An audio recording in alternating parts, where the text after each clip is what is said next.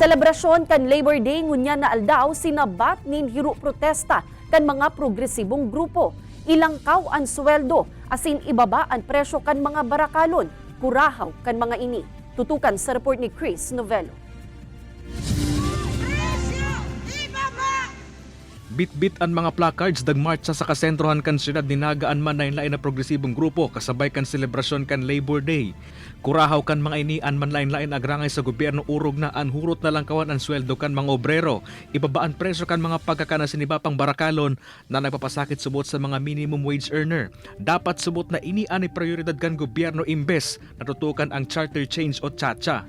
Sa realidad, sa totoong buhay, dahil pag-iraray nakakasapat ang 365 minimum wage, duman po sa 1,190 na kumaga living wage kang sarong pamilya. Dahil nahihiling na ang chacha, solusyon siya sa kahirapan. Pero nahihiling ta kaya ang Kongreso, iyo talaga ang binubusol. Pigkukon din naman kan grupo ang pagtatapos kan PUV consolidation kung sain perang super ang nawaran ng hanap buhay sa mismong Labor Day matapos ang pagmarcha sa kasentrohan kan syudad. Nagkaiguan mga inihalipot na programa sa Plaza 15 Martires. Mahigot man ang inilatag na seguridad kan mga otoridad. Mantang nanauman ng mga inining food pack sa perang beneficiaryo como parte kan sa outreach program. So naka-standby naman yung aming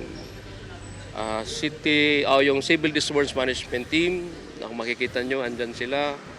So para kung kailangan ay may bulis namin agad-agad. Kay Banan si Carlo Abonita, Chris Novello, Balitang Bicolandia.